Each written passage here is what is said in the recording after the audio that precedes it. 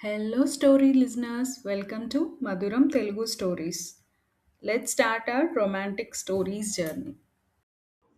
రామ్ వైపు చూస్తూ, మాలిని ఇక్కడికి వస్తుందా రాని, దాని పని నేను చెప్తా, ఇన్నాళ్ళు నా కుటుంబాన్ని ఇంత క్షోభ పెట్టిందాన్ని నేను ప్రాణాలతో వదలను అంటూ ఉంది సంధ్య. ఇకరా బయటికి వచ్చి విక్రమ్కి కాల్ చేశాడు. హలో సార్, చెప్పండి అన్నాడు విక్రమ్. నువ్వు సూర్య కలిపి మాలిని, శ్రీజ ఇంకా ఇంట్లో వాళ్ళందరినీ బంధించి ఉంచండి. వాళ్ళు ఇల్లు దాటి బయటికి రావడానికి వీల్లేదు. మేమే హైదరాబాద్ వస్తున్నాం అన్నాడు రామ్ గంభీర్యమైన స్వరంతో. ఓకే సార్ అన్నాడు విక్రమ్. ఇక నెక్స్ట్ డే అందరూ హైదరాబాద్ వెళ్ళడానికి రెడీ అయ్యారు. సంధ్యకి మాలిని గురించి తలుచుకుంటుంటేనే క్షణక్షణం కోపం పెరిగిపోతుంది. నవ్యకి కూడా కొంచెం భయంగా అనిపిస్తోంది. ఏం జరుగుతుందో అని. బావ ఇప్పుడు ఏం జరగబోతుంది? ఎందుకు కంగారు? జరగబోయేది చూస్తూ ఉండు, నీకే తెలుస్తుంది అన్నాడు రామ్. శ్రీజ మారుతుంది అంటావా? మాలిని పిన్ని మారదు అని అర్థమైపోయింది. కానీ శ్రీజ మారితే బావుండు. తనకి ఇంకా చాలా లైఫ్ ఉంది కదా అంది నవ్య. పుట్టుకతో వచ్చిన బుద్ధి చచ్చేదాకా పోదు అంటారు. శ్రీజ బుద్ధి కూడా అంతే. నువ్వేమి దాని మీద కనికరం చూపాల్సిన అవసరం లేదు. అర్థమవుతుందా అన్నాడు రామ్ సీరియస్గా. ఆ మాటకి మౌనమే సమాధానంగా మిగిలింది నవ్యకి. ఒకటి గుర్తుపెట్టుకో నవ్య, వాళ్ళేమీ ఉత్తములు కాదు. వాళ్ళు తీసిన ప్రాణాలకి లెక్కే లేదు. ఈరోజు సిరి ఇద్దరు కారుస్తున్న ప్రతి కన్నీటి బొట్టు కారణం వాళ్లే. మీ నాన్నమ్మ తాతయ్యలు చనిపోవడానికి కారణం వాళ్లే. ఇంకా సూర్య తండ్రి లేకుండా పెరగడానికి కారణం కూడా వాళ్ళే. ఇన్ని పాపాలు చేశారు. సంధ్య అత్త మీద ఏ ఆడదాని మీద పడినంత మచ్చ తన మీద వేశారు. ఇన్ని చేశారు కాబట్టి నువ్వు వాళ్ళ మీద అస్సలు జాలి చూపించాల్సిన పని లేదు అన్నాడు రామ్ కోపంగా. వాళ్ళు చేసిన పాపాలు అన్నీ గుర్తొస్తూ ఉంటే అప్పటి వరకు ఉన్న సాఫ్ట్ కార్నర్ కూడా మాయమైపోయింది నవ్యలో. ఇక ఫ్లైట్ టైం అవ్వడంతో నలుగురు తిరిగి హైదరాబాద్ ఫ్లైట్ ఎక్కేశారు. ఇక ముందుగానే రావణ్ ఫోన్ చేసి విషయం చెప్పగానే విక్రమ్, సూర్య ఇద్దరూ కలిసి వెళ్ళి మాలిని, శ్రీజ అలాగే సుధాకర్, సుమిత్రలతో పాటు సుధాకర్ తల్లిని కూడా బంధించి ఉంచారు. విక్రమ్, ఏం చేస్తున్నావు నువ్వు అడిగాడు Sudhakar. Ram sir order, cooperate చేస్తే బాగుంటుంది సార్, లేదంటే సార్ ఎంత దూరమైనా వెళ్ళమన్నారు. అంటే ఏంటి, నన్ను కొడతావా అడిగాడు సుధాకర్ సీరియస్గా. తప్పదు సార్ అన్నాడు విక్రమ్. మాలిని విక్రమ్ నుంచి తప్పించుకోవాలని ట్రై చేసింది. కానీ విక్రమ్ ఇంకా సూర్యల ముందు విఫలం అయిపోయింది. సూర్య తెలివిగా మాలిని ఇంకా శ్రీజల మీదే దృష్టి పెట్టడంతో ఇక తను ఎటూ తప్పించుకోవడానికి ఆస్కారం లేకుండా పోయింది. అసలు ఇక్కడ ఏం జరుగుతోంది విక్రమ్? నా కొడుకు మిమ్మల్ని ఎందుకు బంధించమని చెప్పాడు అడిగింది సుమిత్ర. కొన్ని గంటలు ఆగండి మేడం, సార్ ఆల్రెడీ హైదరాబాద్కి బయలుదేరారు. నాకు తెలిసి రేపు మార్నింగ్కి సార్ ఇక్కడ ఉంటారు, మధ్యాహ్నంకి ఇక్కడ చేరుకుంటారు. సుధాకర్ ఏమీ మాట్లాడలేక సైలెంట్ ఉండిపోయాడు. ఇక అందరూ కూడా అక్కడే సైలెంట్గా ఉండిపోయారు. ఏమీ చేయలేక మాలిని ఇంకా శ్రీజ మాత్రం భయం పట్టుకుంది ఏం చేస్తాడో అని. ఇక మధ్యాహ్నంకి హైదరాబాద్లో ల్యాండ్ అయ్యారు అందరూ. సూర్య వాళ్ళని పిక్ చేసుకోవడానికి ఎయిర్పోర్ట్కి వచ్చాడు. సంధ్య, వీడిని గుర్తుపట్టావా? మన సూర్య అన్నాడు రఘు. సూర్య ఎంత పెద్దోడైపోయాడు అంటూ చెల్లెలు కొడుకుని దగ్గరికి తీసుకొని, ఎలా ఉన్నావురా, నన్ను గుర్తుపట్టావా అడిగింది సంధ్య ఎమోషనల్ అవుతూ. మిమ్మల్ని గుర్తుపట్టకుండా ఎలా ఉంటాను పెద్దమ్మ అడిగాడు సూర్య కూడా కన్నీళ్లతో. అమ్మ ఎలా ఉంది అడిగారు సంధ్య సూర్య వైపు చూస్తూ. అది పెద్దమ్మ, అమ్మ రీసెంట్గానే చనిపోయింది నాడు సూర్య బాధగా ఆ మాటలు విన్న సంధ్య కూడా చాలా బాధపడింది. అక్కడ వాతావరణం కొంచెం మార్చాలి అన్న ఉద్దేశంతో రామ్ సూర్య వైపు చూస్తూ, వాళ్ళని బంధించారా అడిగాడు సీరియస్గా. బావా, వాళ్ళని బంధించాము, అందరూ ఇంట్లోనే ఉన్నారు. విక్రమ్ ఇప్పుడు వాళ్ళకి కాపలాగా ఉన్నాడు అన్నాడు సూర్య. సరే, ఇంకా మనం స్టార్ట్ అవుదాం అంటూ సూర్య చెప్పడంతో ఆ ఐదుగురు కలిసి సుధాకర్ వాళ్ళ ఇంటికి స్టార్ట్ అయ్యారు. ఇంట్లోకి వస్తూనే విక్రమ్, అందరినీ హాల్లోకి తీసుకురా అంటూ ఆర్డర్ పాస్ చేయడంతో ఓకే సార్ అంటూ అక్కడి నుంచి వెళ్ళి అందరినీ తీసుకొని వచ్చాడు విక్రమ్. రామ్ని అక్కడ చూసిన మాలిని, శ్రీజ, సుధాకర్, సుమిత్ర అలాగే సుధాకర్ అమ్మ అందరూ భయంతో గజగజ వణికిపోయారు. అండ్ వాళ్ళ పక్కనే ఉన్న సంధ్యని చూడగానే అందరూ ఆశ్చర్యపోయారు. ఏవండి, అక్కడ ఉన్నది సంధ్య కాదు కదా అడిగింది సుమిత్ర భయంగా భర్త వైపు చూస్తూ. ఏంటి సుమిత్ర, ఇక్కడ ఉన్నది సంధ్య కాదు కదా అని సుధాకర్ని అడుగుతున్నావా? బట్ యువర్ కైండ్ ఇన్ఫర్మేషన్, తిను సంధ్య, నా భార్య సంధ్య అన్నాడు రఘు. తను నీ భార్య అయితే మరి నేనేంటి అడిగింది మాలిని కోపంగా. నువ్వు ముందు మనిషి అయితే కదా, నువ్వు ఆడదానివి అన్న విషయం మర్చిపోయి, కనీసం నీతోటి ఆడపిల్ల అన్న విషయం మర్చిపోయి తన మీద ఎలాంటి నింద వేశావో అది నేను నమ్మేలా చేశావు అంటూ కోపంగా మాలిని దగ్గరికి వచ్చి చెంప చెల్లుమనిపించాడు రఘు. నాకు నువ్వు చేసిన మోసం చెప్పినప్పుడే నిన్ను నరికి పోగులు పెట్టాలి అనుకున్నాను. కానీ నన్ను నేను ఎంత కంట్రోల్ చేసుకున్నానో నాకు మాత్రమే తెలుసు అంటూ చెల్లెలి వైపు కోపంగా చూస్తూ, అసలు నా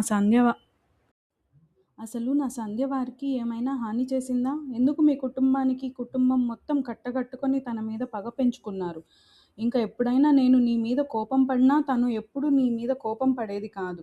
ఎప్పుడూ నిన్ను తన సొంత చెల్లెల్లాగే భావించేది. కానీ నువ్వేం చేశావు? ఆఖరికి అమ్మానాన్నల్ని చంపేసిన దానితో కలిసి ఇన్నాళ్ళు ఏమీ తెలియనట్లు ఉన్నావు అన్నాడు రఘు. అన్నయ్య ఏం మాట్లాడుతున్నావు? అమ్మానాన్నని చంపేసింది సూర్య వాళ్ళ నాన్న కదా? అడిగింది సుమిత్ర ఆశ్చర్యంగా. అది నిజం కాదమ్మా. అమ్మమ్మ తాతయ్య ఇద్దరిని చంపేసింది ఇదిగో మీ అత్తగారు అలాగే నీ ఆడపడుచు అన్నాడు రామ్. కన్నయ్య ఏం మాట్లాడుతున్నావురా? నువ్వు చెప్పేది మొత్తం అబద్ధమని చెప్పు అంది సుమిత్ర.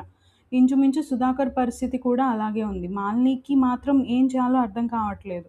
అసలు ఇది నిజాలు అన్నీ వీళ్ళకి ఎలా తెలిసాయి అనుకుంటూ ఆలోచిస్తూ ఉన్నారు మాలిని అలాగే దాని తల్లి.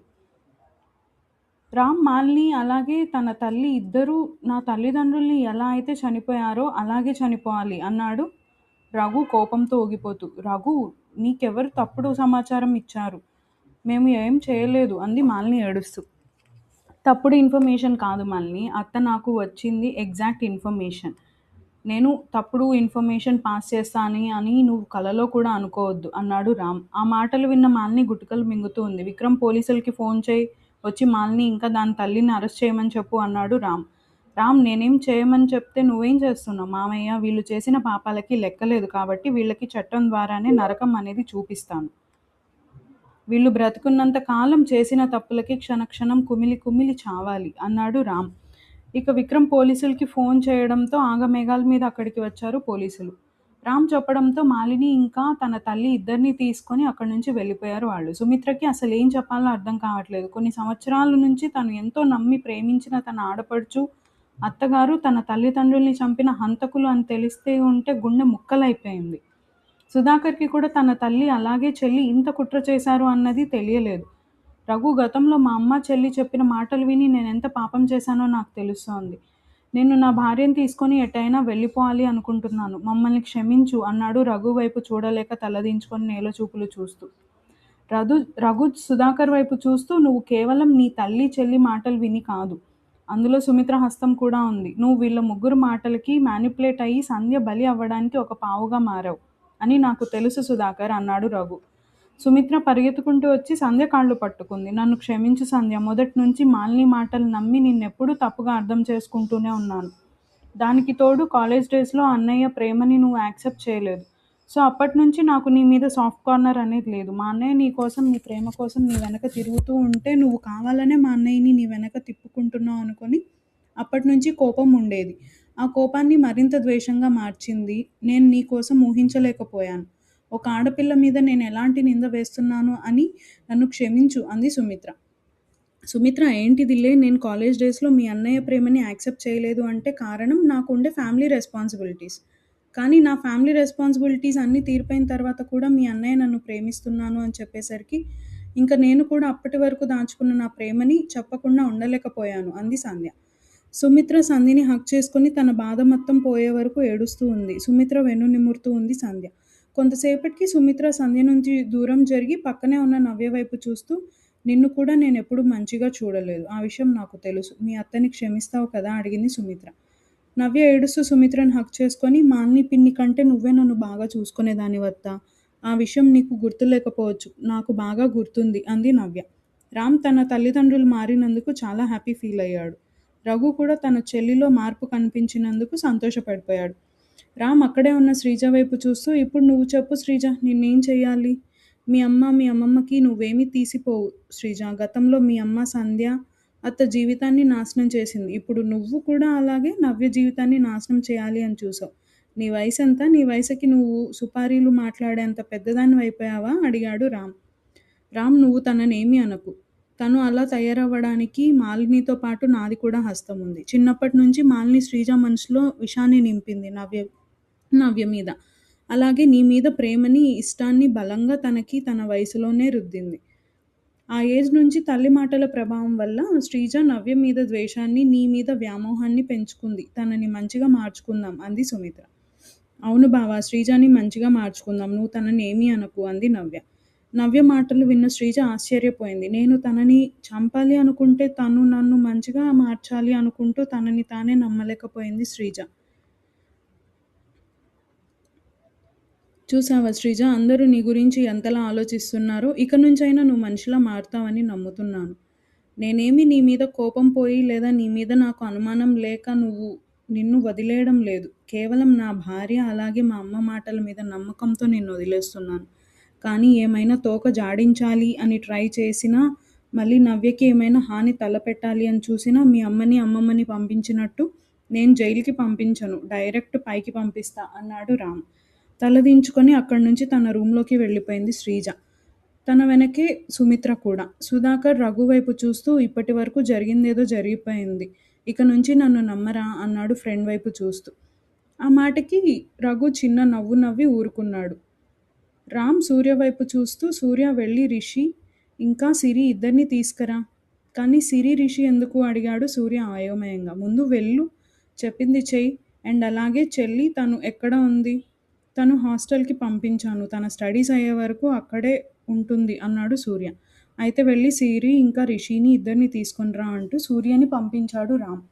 శ్రీజ తన బట్టలు ప్యాక్ చేసుకుంటూ ఉంది. శ్రీజ బావ అడిగిన దానికి ఎందుకు ఏం సమాధానం చెప్పకుండా వచ్చేసావు అడిగింది సుమిత్ర. లేదత్తా, నేను అబ్రాడ్ వెళ్ళిపోదాం అనుకుంటున్నా. కొంచెం నాకు వీటన్నిటి నుంచి రిలీఫ్ కావాలి. అండ్ నేను ఇక్కడ ఉంటే ఎలా అయినా నవ్య అక్కని బావని విడదీస్తాను. నాకు అలా వద్దు. అందుకే కొన్నాళ్ళు నేను అందరికీ దూరంగా ఉంటే నన్ను నేను మార్చుకోగలను అంది శ్రీజ. అప్పుడే అక్కడికి వచ్చాడు రఘు. తండ్రిని చూడగానే వెళ్ళి తండ్రిని గట్టిగా హత్తుకొని నన్ను క్షమించండి డాడీ, నేను తప్పు చేశాను అని నాకు తెలుసు. ఆ తప్పులు నేను సారీ చెప్పినంత మాత్రాన మాసిపోవు అని కూడా తెలుసు. కానీ నేను ఇక్కడి నుంచి వెళ్ళిపోవాలి అనుకుంటున్నా. కొన్నాళ్ళు మీ అందరికీ దూరంగా ఉంటేనే నాకు నిజంగా మార్పు అనేది అనిపిస్తుంది. అందుకే అంది శ్రీజ. నాది కూడా తప్పుందిరా. నువ్వు తప్పు చేస్తున్నప్పుడు నిన్ను క్రమశిక్షణలో ఒక మార్గంలో పెట్టాల్సిన బాధ్యత నాది. కానీ నేను కూడా నిన్ను ఏనాడు సరిగ్గా పట్టించుకోలేదు. ఐఎమ్ సారీ తల్లి అన్నాడు రఘు. నేను టెక్సాస్ వెళ్తాను. నా ఫ్రెండ్స్ ఇద్దరు అక్కడ ఉన్నారు. వాళ్ళతో పాటే నేను అక్కడుండి చదువుకుంటాను. ఆ ఇంట్లో అందరినీ మీరే ఒప్పించాలి అంది శ్రీజ. తన మాటలకు ఇక ఎలాంటి అడ్డు చెప్పలేదు ఇద్దరు. ఇక్కడి నుంచి అరగంటకి రిషి ఇంకా సిరి ఇద్దరు తీసుకొని ఇంట్లోకి అడుగుపెట్టాడు సూర్య. ఇక వాళ్ళు వచ్చిన అదే టైంకి శ్రీజని తీసుకొని కిందకు వచ్చారు రఘు, సుమిత్ర. శ్రీజ కిందకి రావడం అయితే వచ్చింది, కానీ ఎవరితో ఏం మాట్లాడకుండా సైలెంట్గా బొమ్మలా అలాగే కూర్చొని ఉండిపోయింది. రామ్, మమ్మల్ని ఎందుకు పిలిచావు అడిగింది సిరి. అదేంటంటే ఇంట్లో అందరూ కలిసిపోయారు, ఇంకా మీరిద్దరు మాత్రం ఎందుకు వేరేగా ఉండాలి, అందుకే ఇక్కడికి పిలిపించాను. ఇక నుంచి మీరిద్దరు కూడా ఇక్కడే ఉంటారు కదా డాడీ అడిగాడు రామ్ సుధాకర్ వైపు చూస్తూ. అవునమ్మా, మా వల్ల నువ్వు చాలానే కోల్పోయావు. అందుకే ఇక నుంచి నువ్వు నా కూతురితో సమానంగా నువ్వు పాప ఇద్దరూ ఇక్కడే ఉండాలి అన్నాడు సుధాకర్ పశ్చాత్తాపంగా. డాడీ, మామయ్య, అత్త, అమ్మ అందరూ ఇలా రండి. ఇదే ఊపులో నేను మీ అందరికీ ఇంకో విషయం చెప్పాలి అనుకుంటున్నాను. మన సూర్య గారికి ఒక అమ్మాయిని చూసా పెళ్లి చేయడానికి అన్నాడు రామ్ సూర్య వైపు చూస్తూ. ఇదేంటి రామ్ నాకు పెళ్లి చేస్తానంటున్నాడు? నేను సిరిని ఇష్టపడుతున్నాను కదా. ఆ విషయం రామ్కి ఎలా చెప్పాలి? నేను తనని తప్ప వేరే అమ్మాయిని పెళ్లి చేసుకోలేను అనుకుంటూ ఆలోచిస్తూ ఉన్నాడు సూర్య. సూర్య ఆలోచనలు అర్థమైనట్టు రామ్ నవ్వుకుంటూ భార్య వైపు చూశాడు. నవ్య కూడా చిన్నగా నవ్వుకొని సిరి దగ్గరకు వెళ్ళి తనని తీసుకొని ఒక గదిలోకి వెళ్ళింది.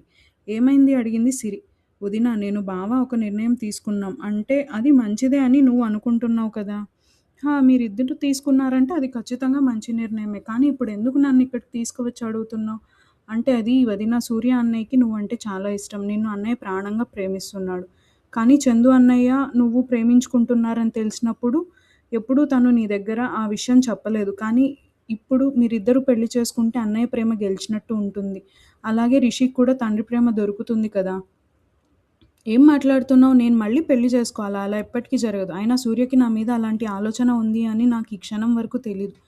అబ్బా, అదేం తప్పు కాదు. అన్నయ్య ఇప్పుడు కాదు, మీ కాలేజ్ డేస్ నుంచి లవ్ చేస్తున్నాడు. కానీ ప్లీజ్ వదినా, ఇక్కడ నువ్వు నీ గురించి, సూర్య అన్నయ్య గురించి కాదు, మెయిన్ మనం రిషి గురించి ఆలోచించాలి. ఒప్పుకో వదినా అంటూ చాలాసేపు బతిమలాడుతూ ఉంది.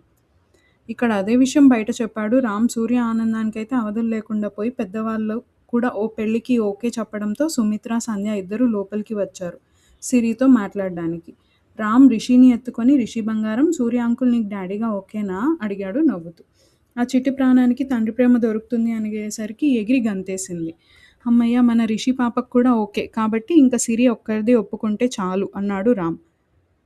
ఇక్కడ సుమిత్ర, సంధ్య కూడా చాలాసేపు నచ్చచెప్పి బ్రతిమాలి ఒప్పించడంతో ఇక ఒక గంట, 2 గంటల తర్వాత ఒప్పుకొని అప్పుడు బయటకి వచ్చారు అందరూ.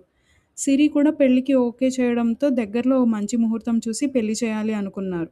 సిరి మాట్లాడుతూ అది పెళ్లి చాలా సింపుల్‌గా జరగాలి. ఎలాంటి హంగులు, ఆర్భాటాలు లేకుండా కేవలం మన మధ్య జరగాలి అంటూ చెప్పడంతో ఇక ఆ మాటకు అందరూ ఓకే చెప్పి దగ్గరలో మంచి ముహూర్తం చూసి పెళ్లి ఫిక్స్ చేశారు. ఇక పెళ్లి కూడా దగ్గరలోనే ఉండడంతో సూర్య వెళ్లి భవ్యని తీసుకొని ఇంటికి వచ్చాడు. చాలా సంవత్సరాల తర్వాత తన కుటుంబం మొత్తం ఒక దగ్గర ఉండడం చూసి చాలా ఆనందపడింది సంధ్య. ఇక అనుకున్నట్టుగానే కేవలం కుటుంబ సభ్యుల మధ్య సిరి ఇంకా సూర్యల వివాహం జరిగిపోయింది. పాప తనకి తండ్రిగా వస్తున్నాడు అన్న ఆనందంతో తెగ చిందులు వేయడం మొదలుపెట్టింది. ఇక రామ్, నవ్య కూడా చాలా హ్యాపీ ఫీల్ అయ్యారు. ఆ రోజు రాత్రి చాలా హ్యాపీగా ఉంది బావ. నిజంగా సిరి కోసం నేను చాలా బాధపడేదాన్ని. చందు అన్నయ్య చనిపోయిన తర్వాత తను చాలా ఒంటరి అయిపోయింది.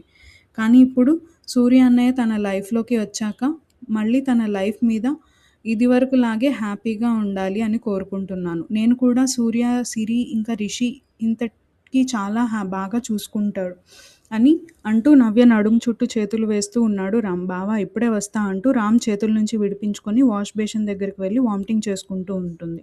ఏమైంది, అంతా ఓకే కదా? కంగారుగా అడిగాడు రామ్ భార్య దగ్గరికి వస్తూ. అంతా ఓకే బావ, నువ్వు కొన్ని రోజుల్లో తండ్రివి కాబోతున్నావు. ఇందాకే ఈ విషయం చెప్పాలి అనుకున్నా, ఈలోపే మళ్ళీ వామిటింగ్స్ అయిపోయాయి. ఓ ఏం చెప్తున్నావే, నిజంగానా? నిజంగానే. నేను డాడీని అయిపోయానా? అడిగాడు రామ్ హ్యాపీగా. హా అవును బావ అంది నవ్య ఆనందంగా. భార్యని ఎత్తుకొని గిరగిరా తిప్పేశాడు మన రామ్. ఈ కథ ఇంతటితో నెక్స్ట్ అప్డేట్లో కలుద్దాం. Please like, comment, subscribe and share it with your friends. Thank you.